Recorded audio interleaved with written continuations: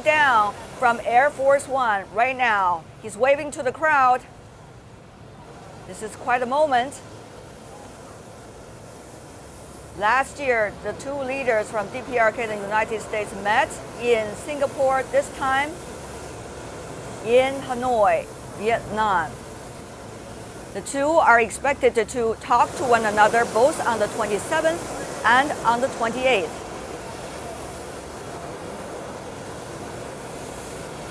And of course, the U.S. delegation are following President Trump, walking down the ladder from Air Force One right now.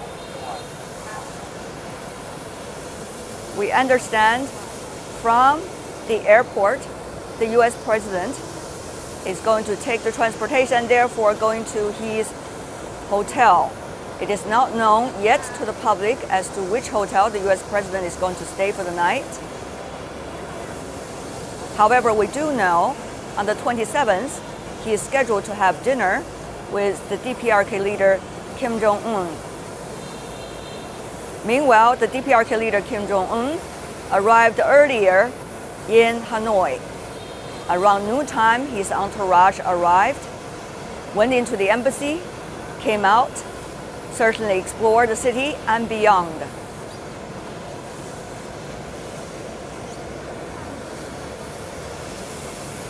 The United States and Vietnam had a war decades ago. However, as the Cold War ended, the relationship between the two countries warmed up, and we can also see that Vietnam now becomes the place for the second summit for Kim and Trump. We hope things positive will come. And now joining me, we have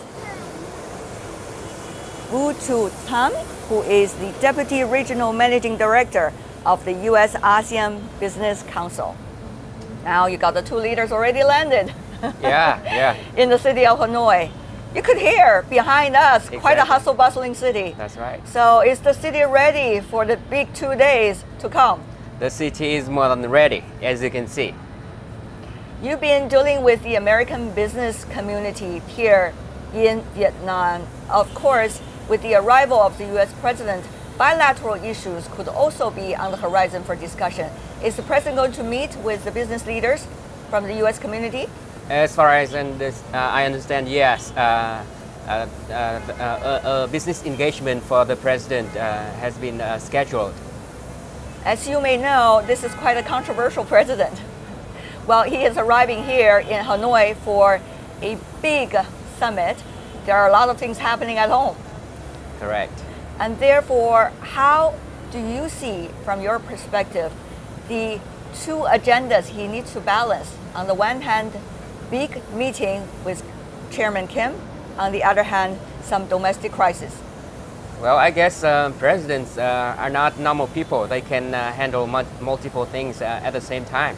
Obviously, his domestic agenda could cause some trouble for him. At least it can distract him. But I believe the United States President and his administration has enough resources to focus on the North Korean issue and the summit this time. And now we see the U.S. President already getting into the car, waving to the crowd, while his entourage is leaving for the residence for overnight stay. We're going to see him meeting his DPRK counterpart on the 27th. U.S. President Donald Trump already arrived in Hanoi. For the latest on that, we joined by our correspondent Jessica Stone, who is in the Vietnamese capital. Jessica, can you tell us more about Trump's delegation? Who are in it, and what are they likely to discuss with their counterparts from the DPRK? Well, there already is a team of diplomats on the ground, and namely the Special Representative to North Korea, Stephen Biegun, the Secretary of State, Mike Pompeo, and we understand that National Security Advisor John Bolton has arrived this morning in Hanoi. He, of course, well known as a hawk on DPRK nuclear issues in particular. That is essentially the negotiating team around the president, and of course, the president is the negotiator in chief. As you mentioned, he just got into his vehicle. He's on his way to this hotel hotel where he'll be staying, and they have just blocked off the streets here. There is a huge crowd of people waiting to greet the U.S. president for his first time in Hanoi, as he will be meeting the DPRK leader in the coming days. That will begin on Wednesday evening with a one-on-one meal between the two of them, and they will also have some time with a delegation, a small group of people around them. But of course, the strength of this negotiation in the U.S. president's mind, and to some extent in Chairman Kim's mind, from what we understand, is that they have a personal relationship. Both of these leaders seem to believe that they can get to some type of agreement because of that. And of course, Tianwei, we're going to have to see if that's the case, because on his way, or I should say before he left Washington, President Trump very clearly rolling back expectations in Washington of any major announcements to come out of this summit. And that's something that we've seen him do when he intends to sort of manage expectations, of course. And we've heard him say, as opposed to fire and fury, we've heard him say, I'm in no rush. We've heard him say, as long as there's no nuclear tests, happy. We will have to see what he's looking for in terms of concrete results here, aside from what I believe your guest has already mentioned, which of course are some real tangible evidence of denuclearization, steps that the DPRK is willing to take on Yongbyon, for example. That certainly is something that could be on the table.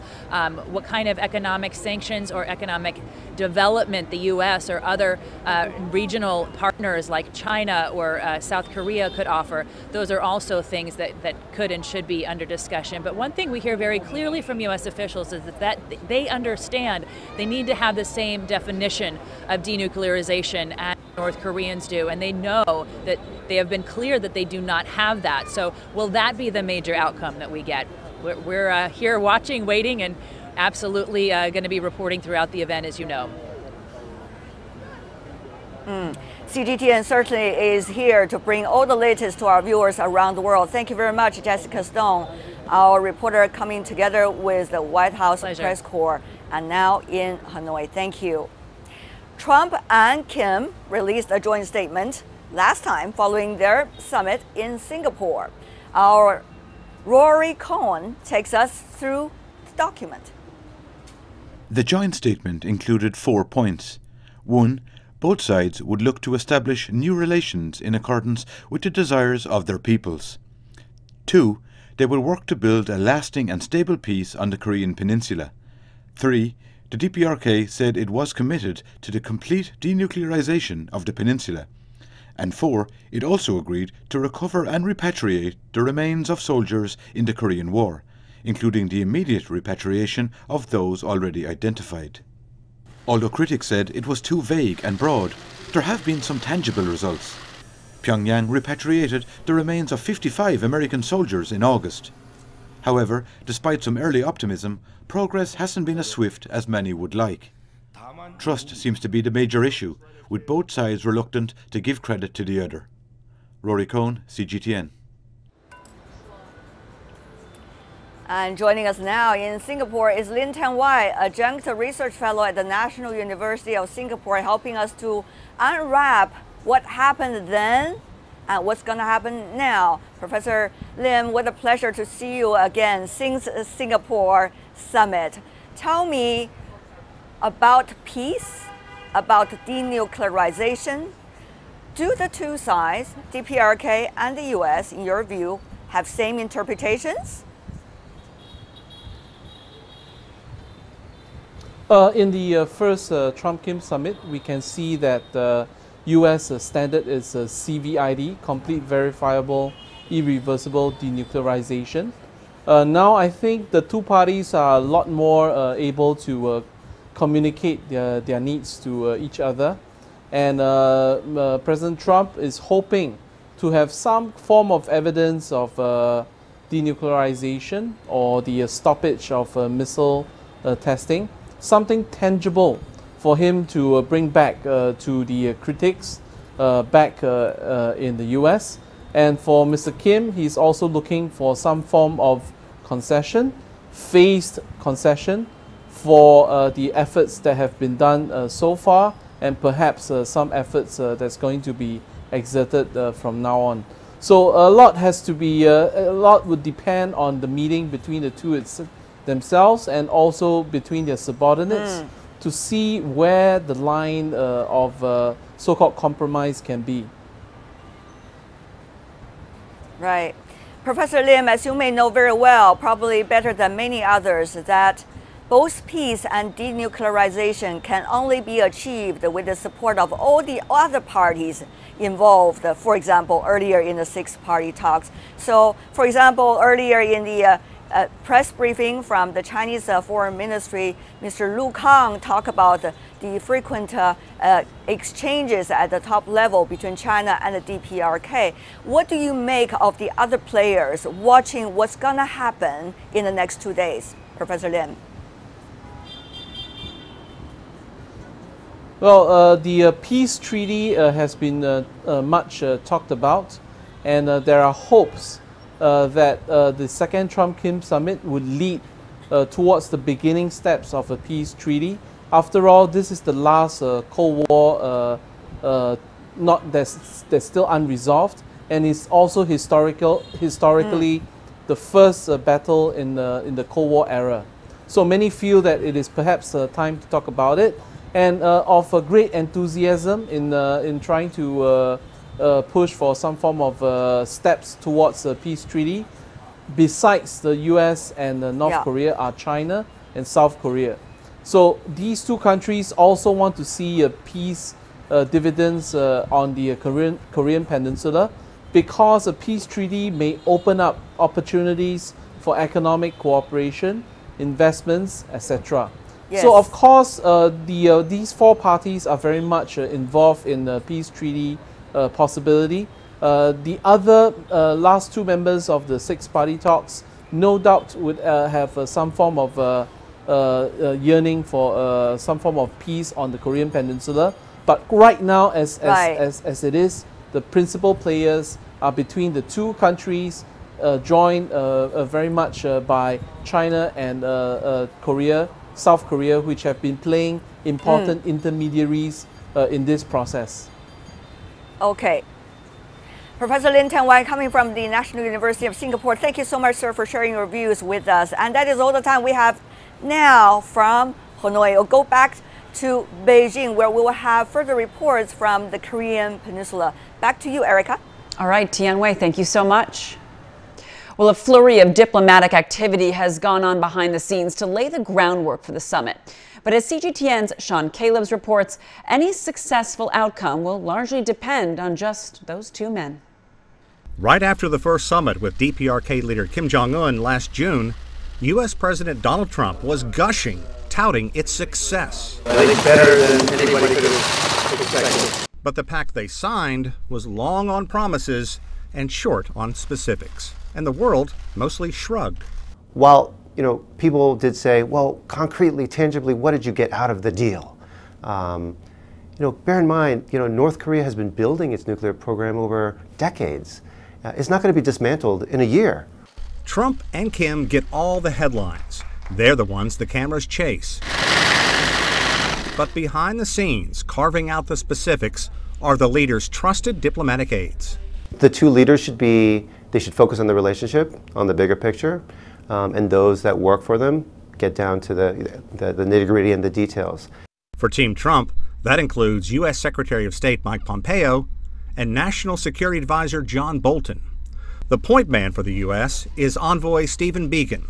He's visited the DPRK capital of Pyongyang and has been outspoken about what Trump wants out of a deal. The president, he used the word peace. The president is interested in peace. He wants to move this process toward peace.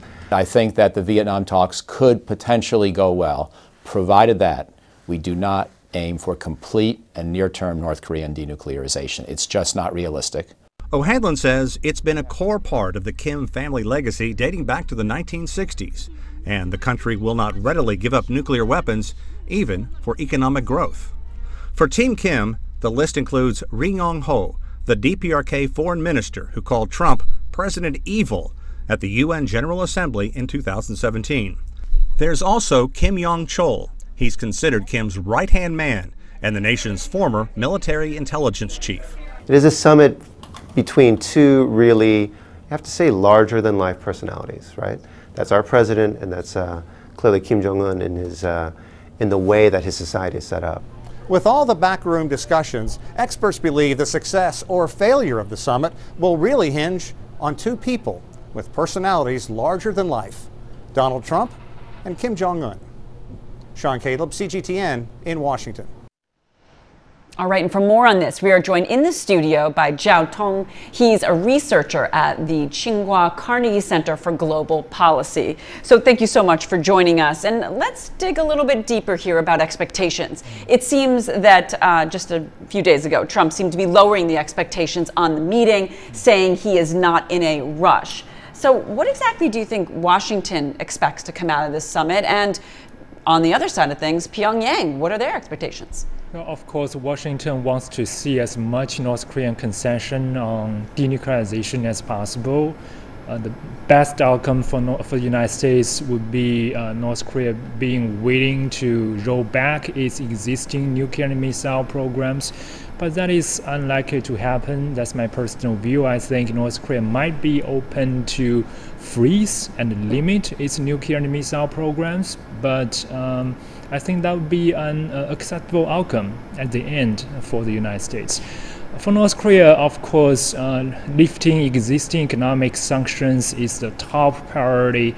And secondly, North Korea wants a better bilateral relationship with Washington. North Korea doesn't want to remain an enemy of the United States forever. And lastly, North Korea wants some political declaration with the United States to end the war, or at least to end the bilateral hostility.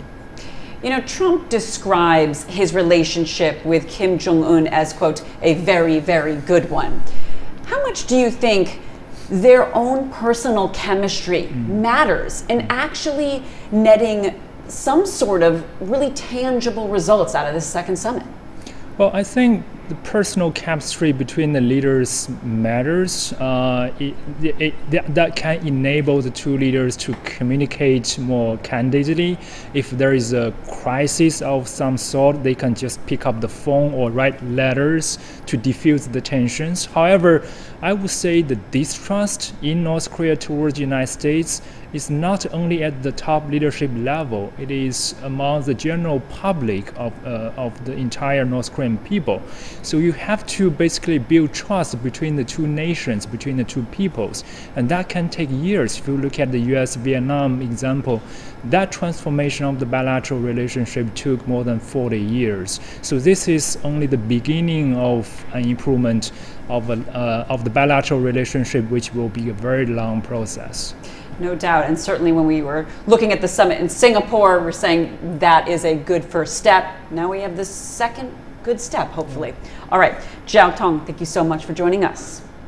Let's go back to Hanoi now, and we have our correspondent Jessica Stone on the ground there for an update. And Jessica, we know that Air Force One just recently touched down. What can you tell us?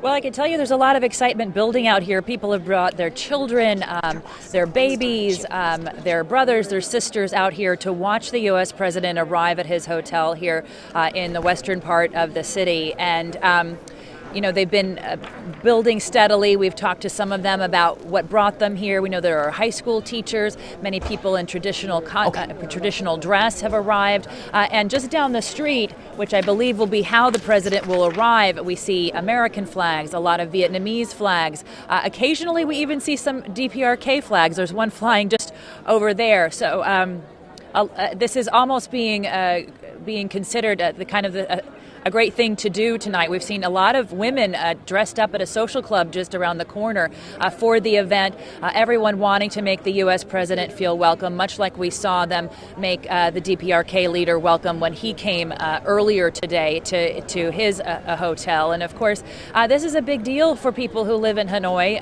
It's a big occasion for them to show their community and their efforts at economic development. We've talked before about the type of model that they believe they are or could be for Pyongyang, and so that's a part of the part of the backdrop here in terms of what we might see. And I know you've been talking to your guests about some of the possible outcomes. But one of the concerns, of course, is within the White House press corps and within White House staff is even that the president may not know a good deal when he sees one. We often talk about how much he has read in. He does a lot by gut. This is a person who does diplomacy by gut, not by the briefing book. So there is some concern because there's such a level of complexity with all of these nuclear terminologies that there may be offers extended that he may consider good when in fact he hasn't fully vetted them. So one of the concerns within the American expert community on these issues is that the president may open the door to removing U.S. troops that have been here since the armistice. So 35,000 U.S. troops still on the peninsula. That's a concern.